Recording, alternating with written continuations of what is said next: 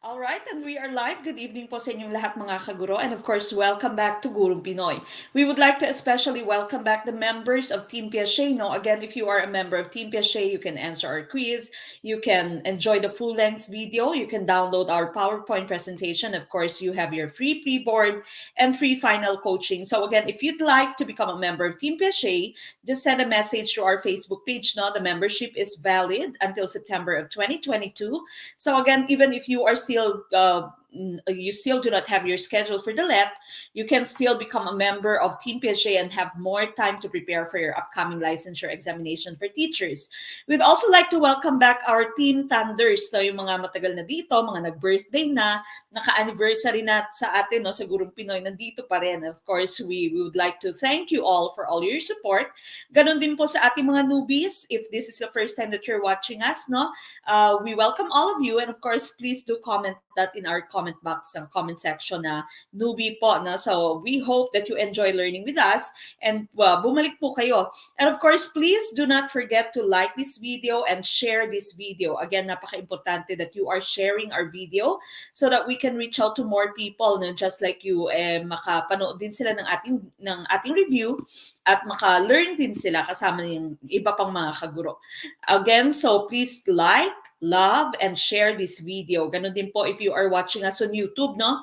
Yung team YouTube natin, team Facebook, and of course, Team Piaget. We welcome all of you back. All right, now, before anything else, of course, tonight, no, we will be discussing professional education, but we always would start with our opening prayer. Okay, so please join me as we have our prayer.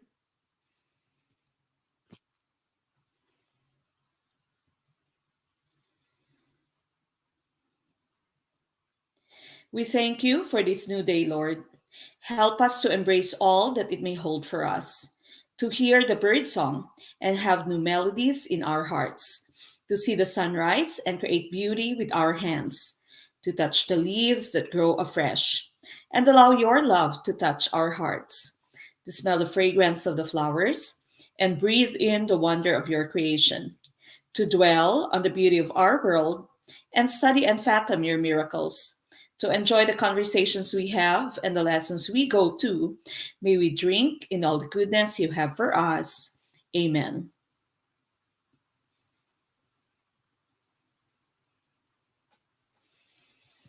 Okay, so again, as I've mentioned, tonight's discussion is centered on professional education. We are going to have 20 items tonight. And these items still were coming from the previous previous licensure exam for teachers. And these items are very common in the LET. No? So you are assured that these are the items that you'd see in your actual LET. Okay, so again, please do like and share this video. Mag-like na po and mag-share ng ating video. And of course, if you can support us by sending us stars whenever you watch us live on Facebook, paki-send po ng stars. Maraming salamat for your support. Ganun din po sa ating mga YouTube watchers. If you can send us your super chat, super stickers, then we would greatly appreciate it. Again, please do like and share this video. Paki-like na po and share ng ating video. Ang mga nagla-like at mga nag-share ng video ay makakapasa sigurado. Okay, so again, please do like and share our video.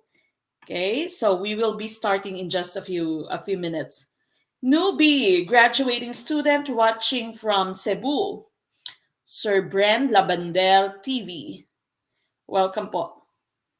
Again, please do share our live stream. Paki-share po ng ating live stream. Ma'am Jonna, newbie, welcome po.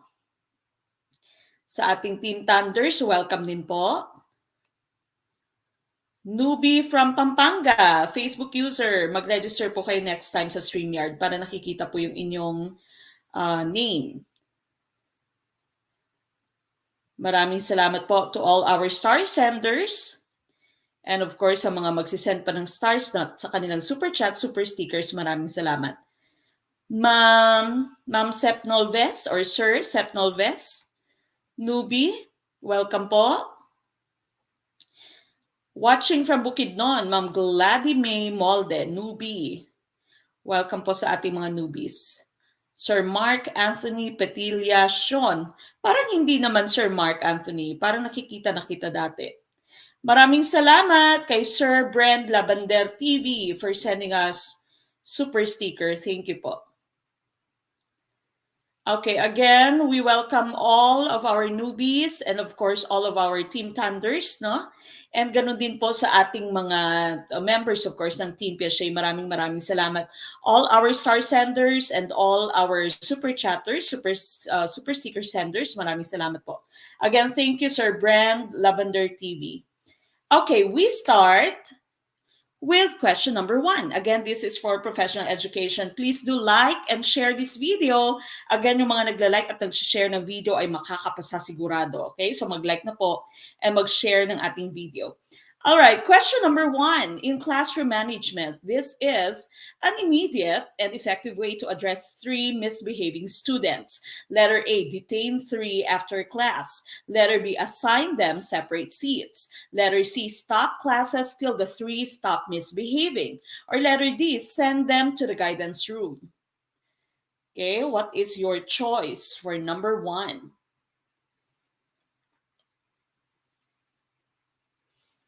Number 1, please put your choice in our comment box. I see D's.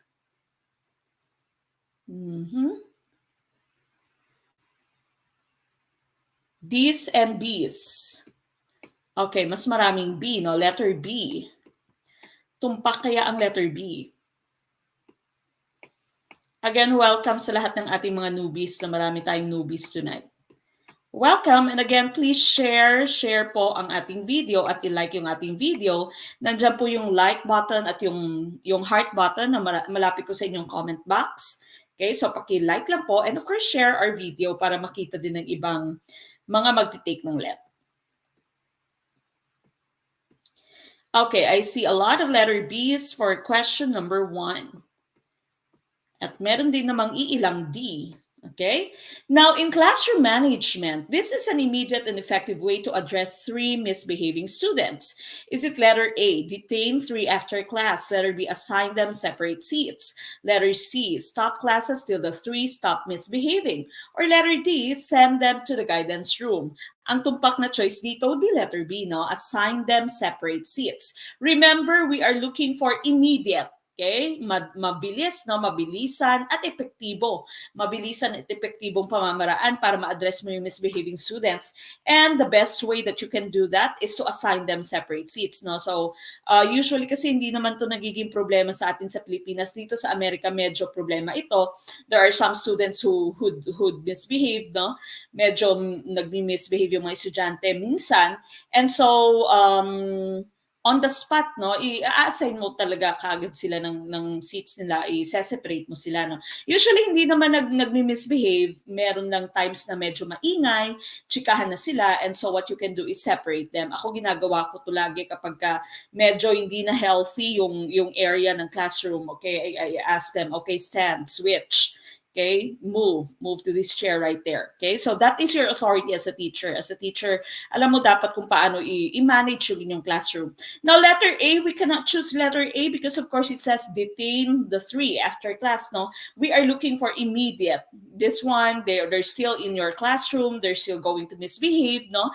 So hindi siya immediate na way to address the misbehaving students. Letter C mo, we also cannot choose letter C because sabi ng letter C, stop your classes. That means your class is disrupted, no?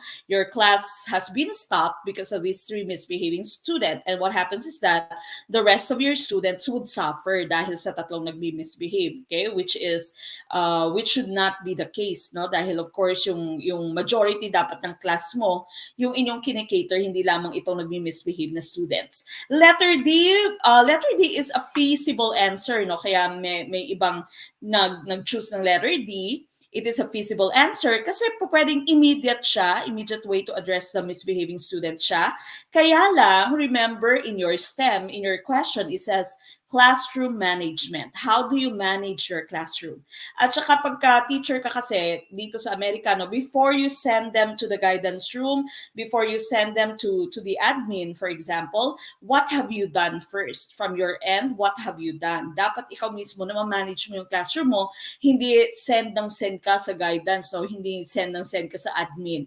Kasi if that would be the case, if you'd always be sending students there, if you'd always be writing up students, no? Nag-write up ka ng students, that means you cannot manage your classroom. Hindi mo sila na ma-manage. Wala kang nagawa from your end. So before you do this, dapat na-exhaust mo muna lahat ng effort mo, na-exhaust mo muna lahat ng other ways so that you can manage your classroom on your own first before you do this. No? Kasi this is already asking for help from someone else. No? So letter B po ang tumpak na choice for number 1. Okay, number 2, how is a student's 80% percentile score interpreted? Is it letter A, high in all the skills being tested? Letter B, higher than 80% of the members of the group? Letter C, better relative to the competencies targeted? Or letter D, mastered 80% of the specified content? Okay, which one do you think is tumpak for number 2? Nakalagay 80% percentile score. Kunwari, nag-take ka na ng LET, tapos yung score mo is 80%.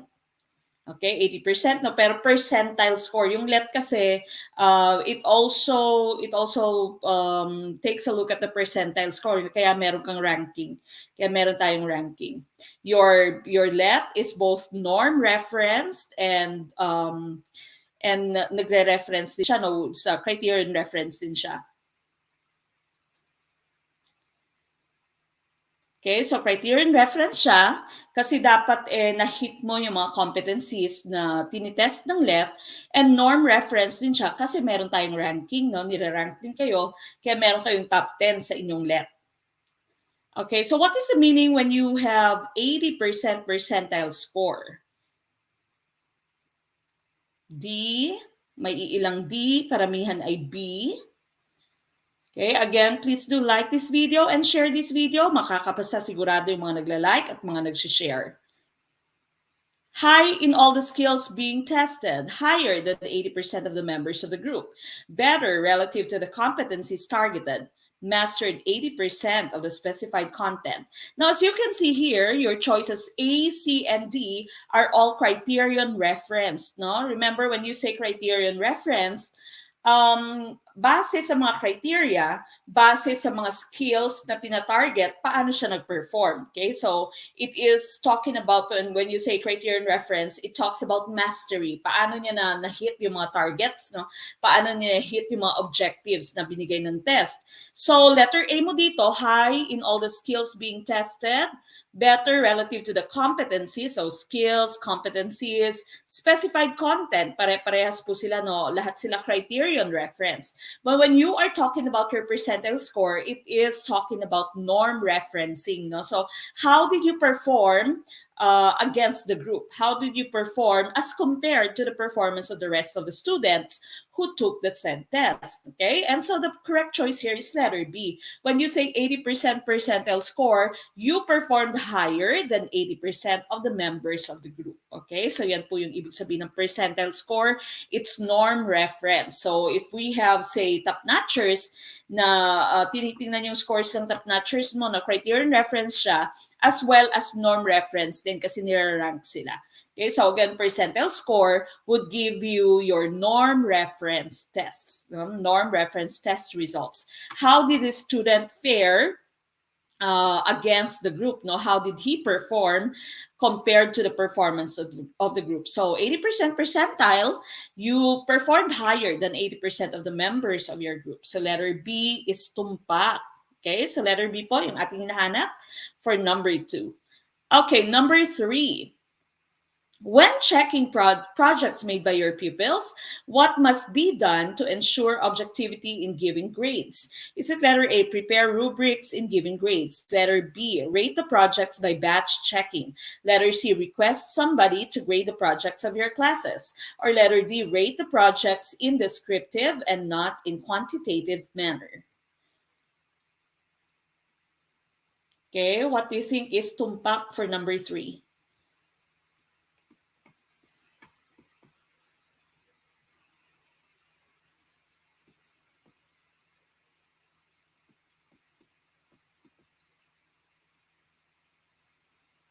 Okay, I see A's.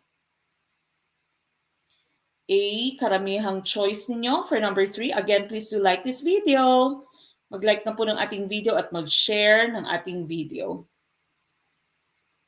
Okay, just hit the like and the share button. Okay, letter A. So sabi ng inyong number 3, when you are checking the projects, ano yung kailangan mong gawin para maging objective yung pagbibigay mo ng grades, no? Now, when you say objective, that means walang bias. Okay? This is as opposed to subjective. Pag sinabi mo namang subjective na may bias ka, no, it's based on your own opinion.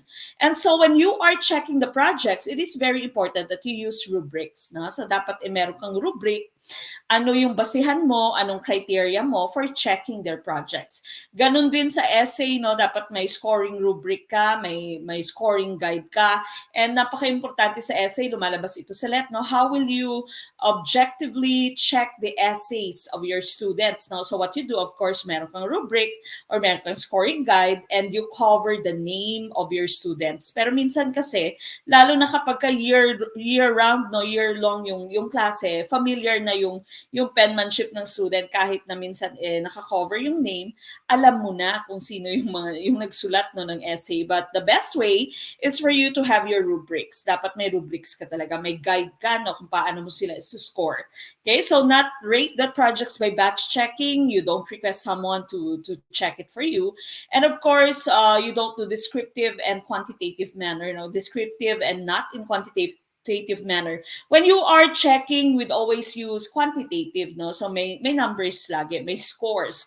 Yung descriptive mo, ano lang, summary lang or descriptions lang, no? Yung sinusulat mo lang yung inyong magiging comment. Usually, this is done in research. Pag research, no, pag maraming revisions, dinidescriptive mo muna yung inyong comments, no? Sinusulat mo yung comments mo. This should have been done, change this, revise this part, ganyan muna. Okay? But in projects, usually we use rubrics. So letter A is tumpak for number 3. Number 4, what is a constitutional exemption for prohibition to establish schools solely for aliens in the Philippines? Is it letter A, school for Asians only? Letter B, school for special alien children? Letter C, religious or mission schools? Or letter D, schools for children of diplomats and their dependents? Bawal kasi sa atin na magpagawa ng school na yung estudyante mo ay foreigner only. But what is the constitutional exemption? When you say constitutional exemption, of course, based on our constitution, what is exempt? No? Or what is exempted? What is our exemption? Pwede ka maka-establish ng schools only for foreigners if what? Okay? ICDs. Mm-hmm.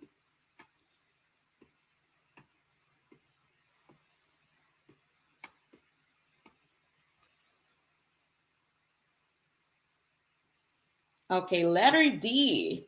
Of course, ang tumpak na choice dito ay letter D, no? So this is the constitutional exemption.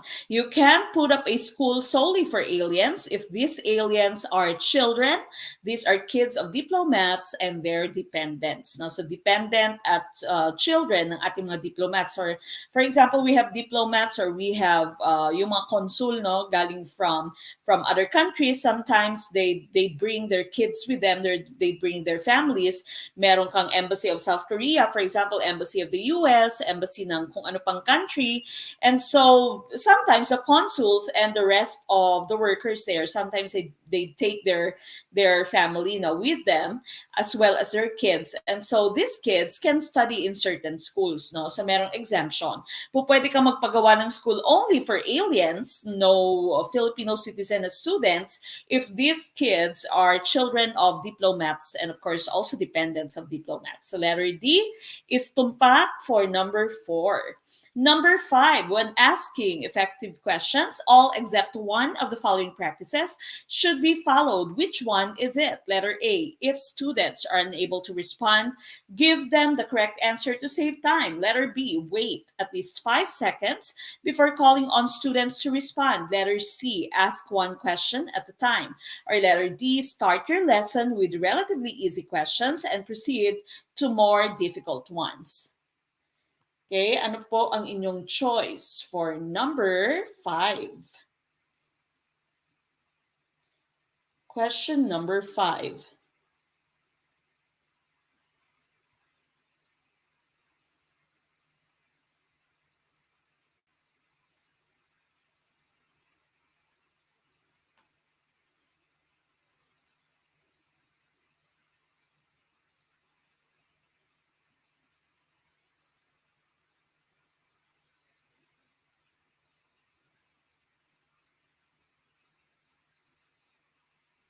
Okay, letter A, may D, may B. Samot-sari. Maaring may iba na namang hindi nagbasa na maayos, no? Remember, sa LET po, especially sa Prof Ed, no? Basahing maigi yung inyong question. Basahing maigi, analyze maigi yung inyong question. Kasi kalimitan po, especially sa Prof Ed, yung inyong sagot ay nandyan po yung hint sa ating question. Okay, so minsan nag-iiba lang yung isang word sa iyong question, naiiba na din yung sagot, no? Naiiba din yung tamang choice mo. And so it is very important that you know how to decipher and that you know how to interpret and you know how to comprehend the questions that you see sa Prof Ed. Okay, sabi na number 5, when asking effective questions, all except one. All except one of the following practices should be followed. So that means when you are asking effective questions, you can use the following practices except one. So we are looking for the exception.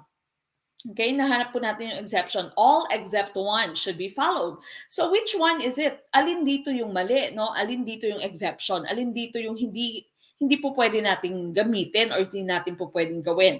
And so the tumpak na choice here would be letter A. If students are unable to respond, give them the correct answer to save time.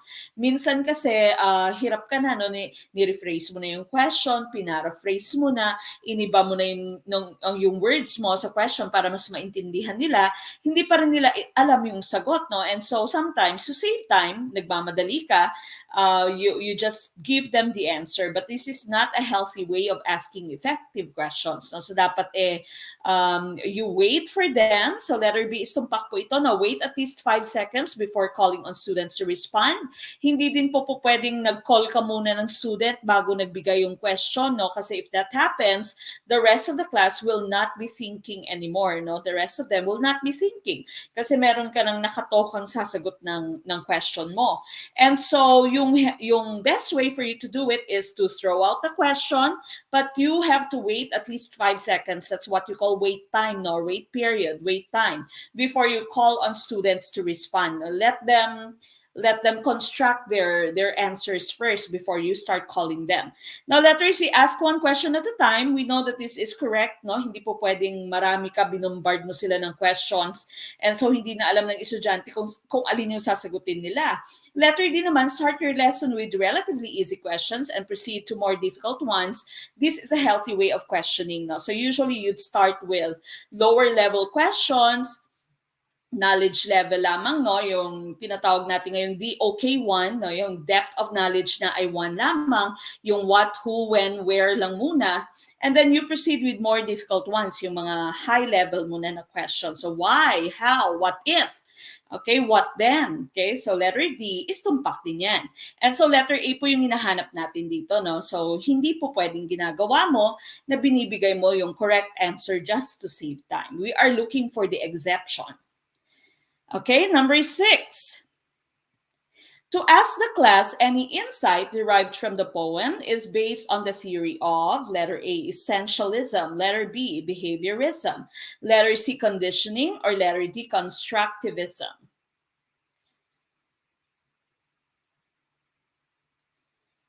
Okay, ano kaya ang tumpak na choice for number 6?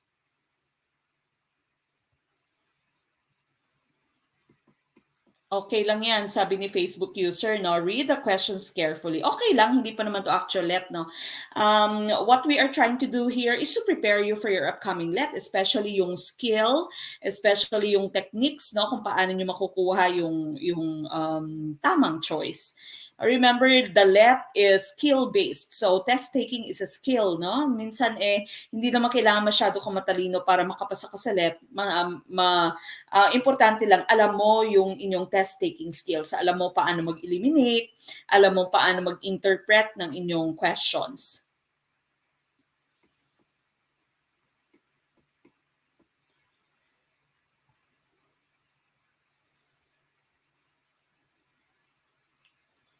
Okay, I see D's. Tumpak kaya ang D for number 6.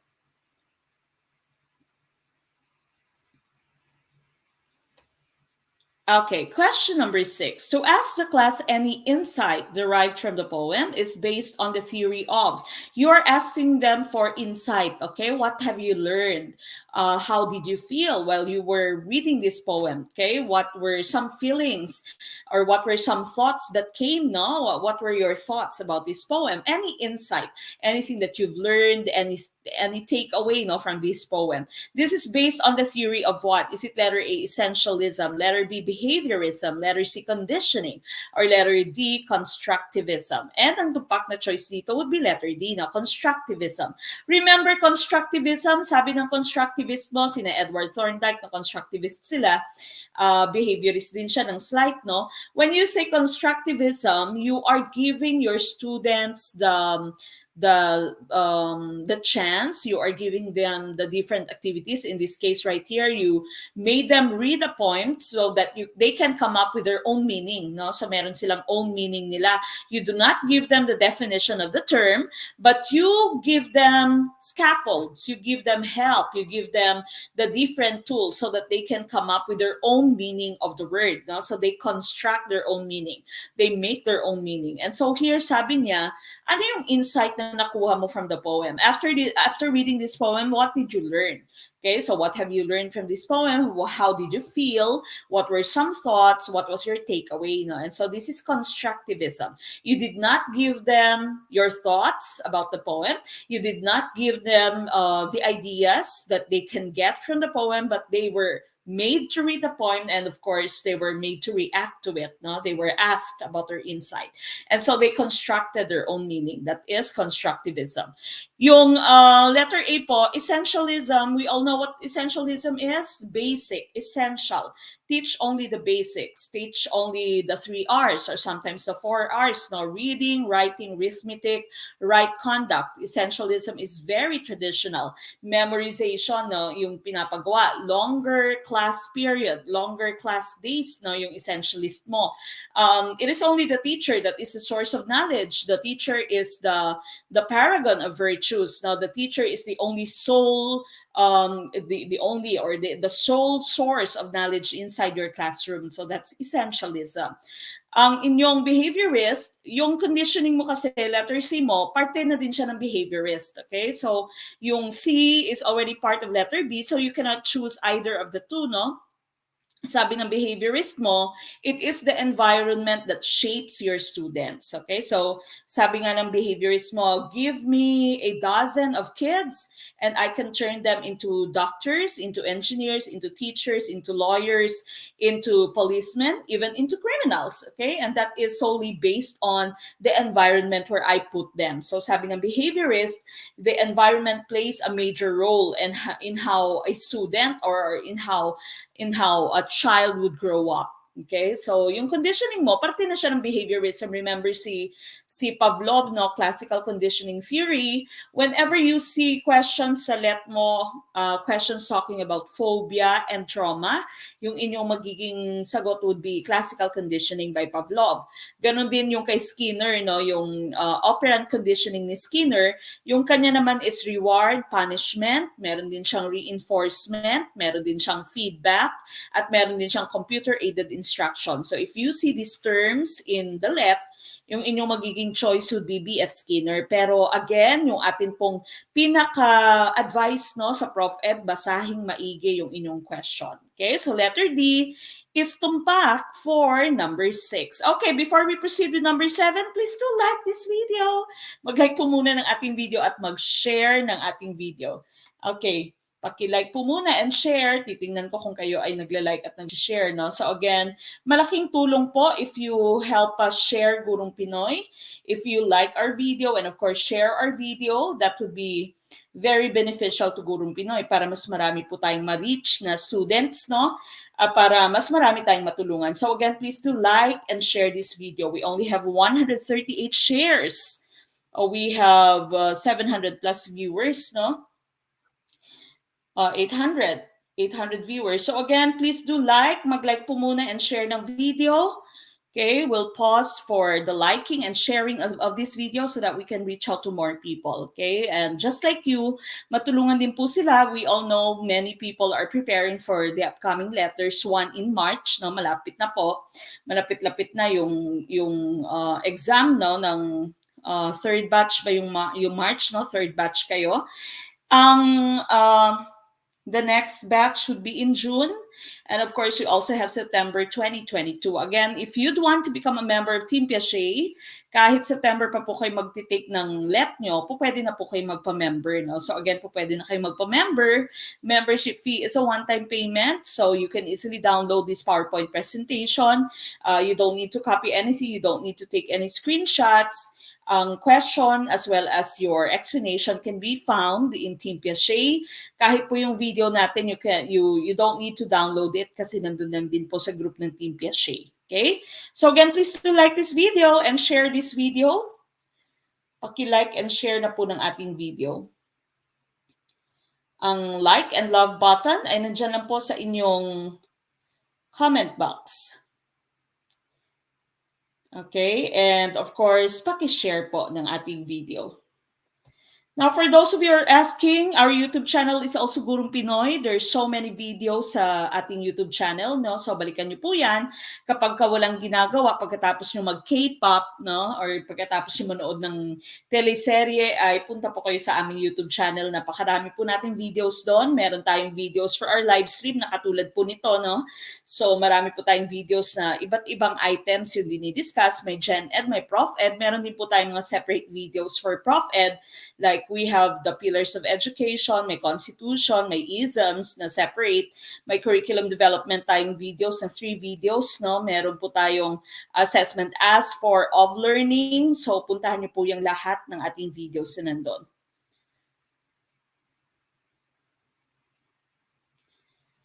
Okay, again, please do like and share this video. Okay, and let's proceed with question number 7. Students who have high 9th intelligence toy with all these questions except one of the following. Which one is it? Is it letter A, how can I be a better student? Letter B, why am I here? Why are we here? Letter C, are there other dimensions? And if so, what are they like? Or letter D, where does God live?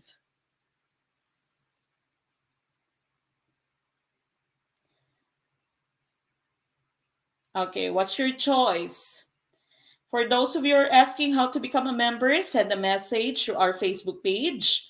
Kung saan po kayo nanonood ngayon, mag-send po kayo ng message dyan. No? Po pwede pong ngayon, po pwede din pong later after ng ating discussion.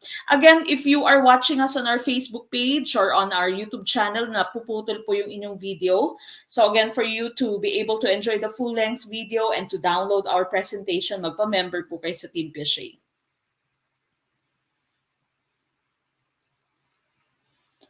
Okay, number 7. Aha, samot-sari ang inyong sagot. A, B, C, D, kompleto. Sino kaya ang tumpak at sino kaya yung ligwakers? Okay, sabi na number 7, students who have high 9th intelligence toy with all these questions except one of the following.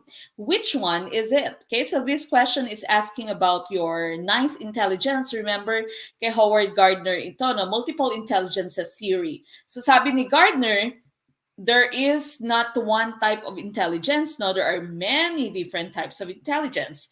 So maaaring kahit na hindi ka magaling magsalita, a long time ago, prior to the multiple intelligences theory of Gardner, people were thinking that if someone can talk well, then that person is smart, no? Yan yung idea nila ng pagiging smart dati. Idea nila ng pagiging intelligent is when you can verbalize, you can speak your mind, no? You can use the language.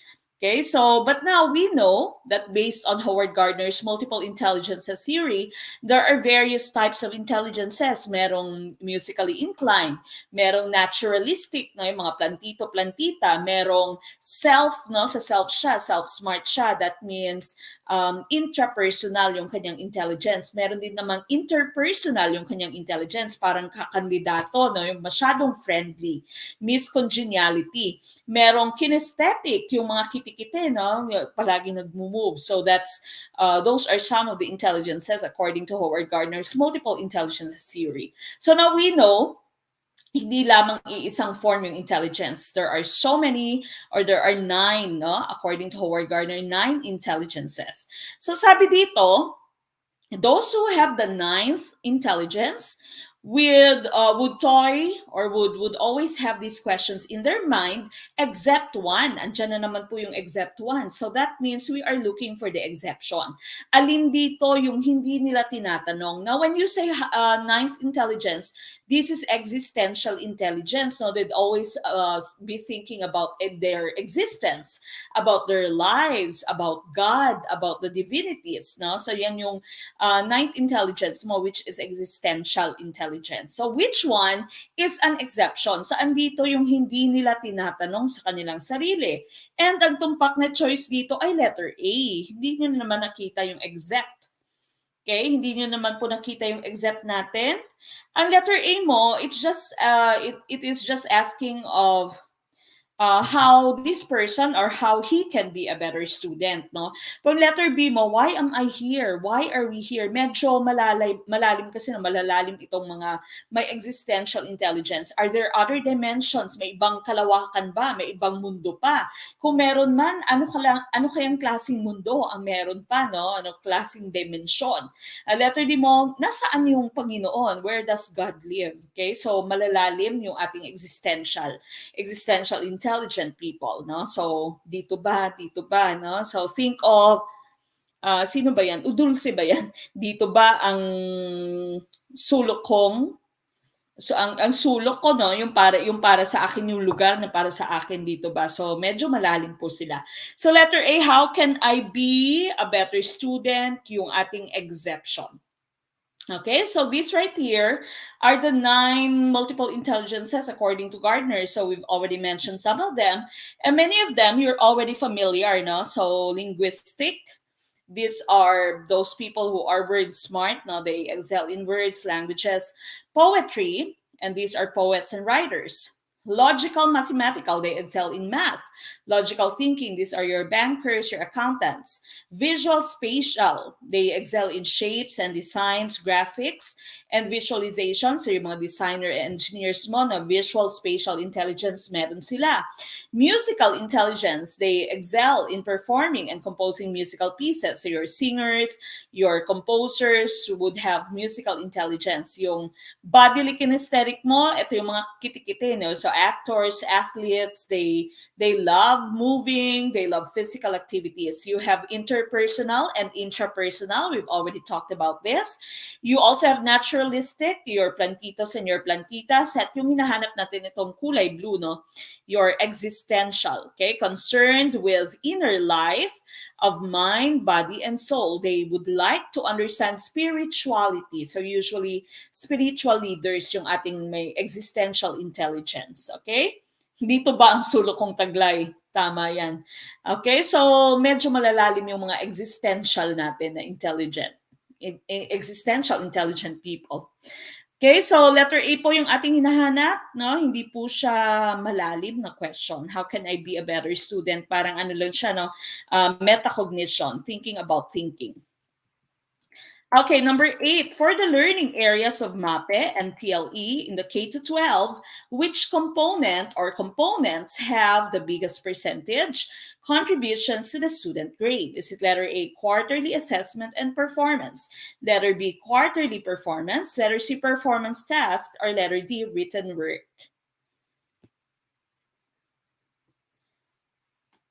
Okay, ano kaya ang tumpak na choice for number 8?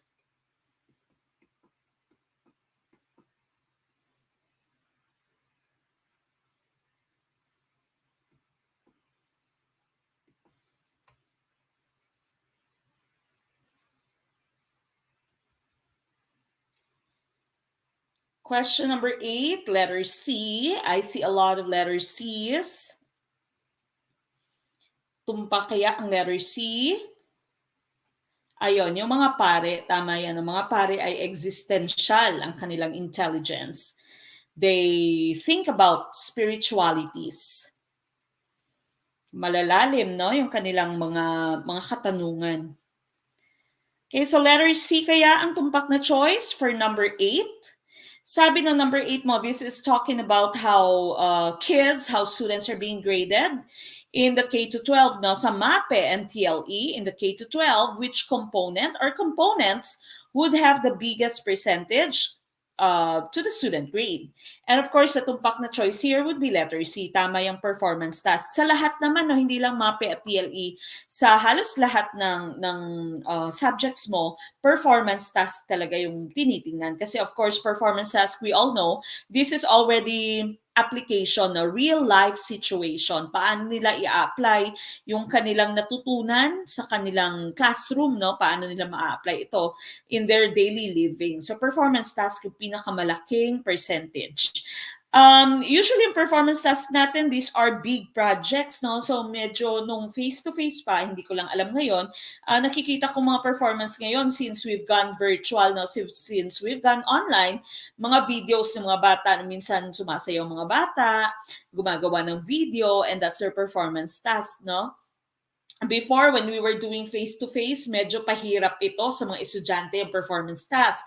Kasi sa atin sa Pilipinas, ang dami nating subjects at lahat ng subjects na yon merong performance task. No? So minsan hindi nakakatulog yung bata. Naalala ko to sa Ateneo dati. Maraming nagpupuyat para matapos yung performance task within their deadline. So what we did before, no, sa Ateneo, before we start the semester, we write all of our performance tasks. So nagmi-meeting kami, nilalagay lahat ng performance tasks sa board.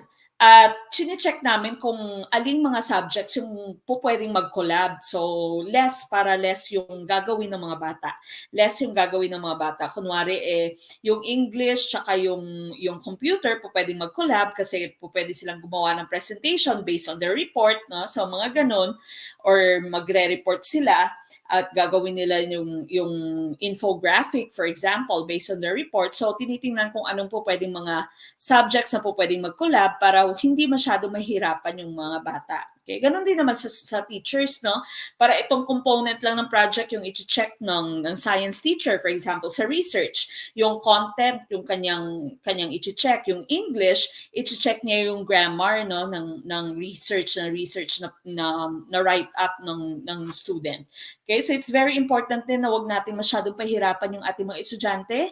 Alam naman natin na based on our experience, marami tayong mga guro na tayo ay pinahirapan, no? So, pag kayo ay nagka-lisensya na, wag namang masyadong mahirap. Pero wag na namang masyadong madali, no? Dapat in their grade level pa rin, o within their level pa rin yung inyong pagtuturo, pero hindi naman masyadong pahirapan sa estudyante.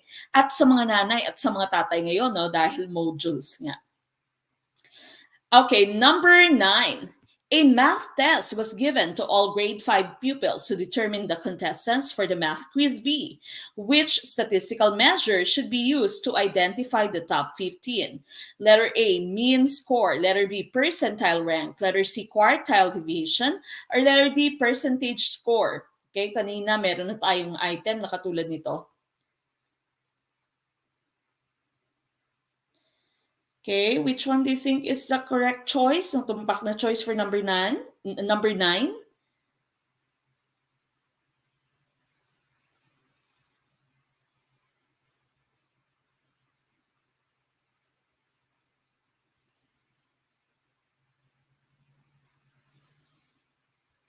Okay, question number 9.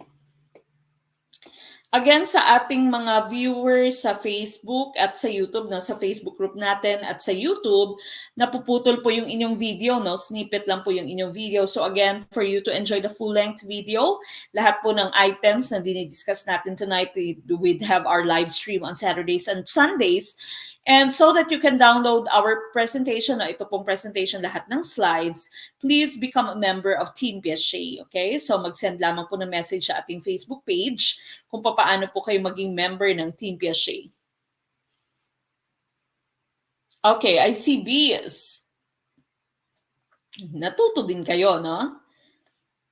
Sabi dito, lahat ng grade 5 pupils binigyan ng test para ma-determine, no, makita kung sino yung pwedeng sumali sa Math Quiz B. So ano yung statistical measure na kailangan mong gagamitin, no, to identify your top 15? And ang tumpak na choice, of course, would be letter B, percentile rank. Okay, so we've already mentioned today sa ating question number 2 ba yun, na percentile, whenever you have percentile, it's norm referencing. Okay, so you are ranking the students based on their performance. Nilarank mo sila sino yung top 1, or rank 1, rank 2, and so on. Not the mean score, not the percentage score. Yung percentage score mo is criterion reference, no? So that's the raw score divided by total number of items times 100. Yan yung percentage score mo. Mean mo would just be the average. Okay, so this is the average of the group.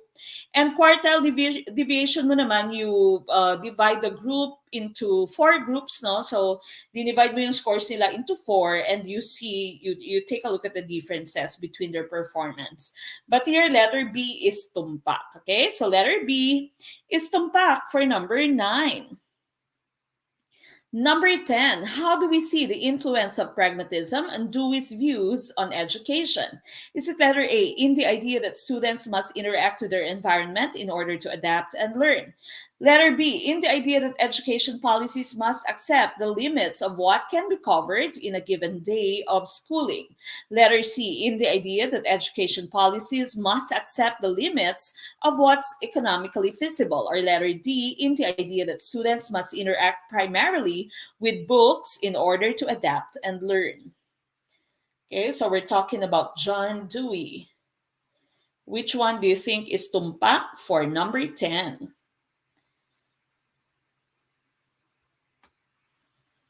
Okay.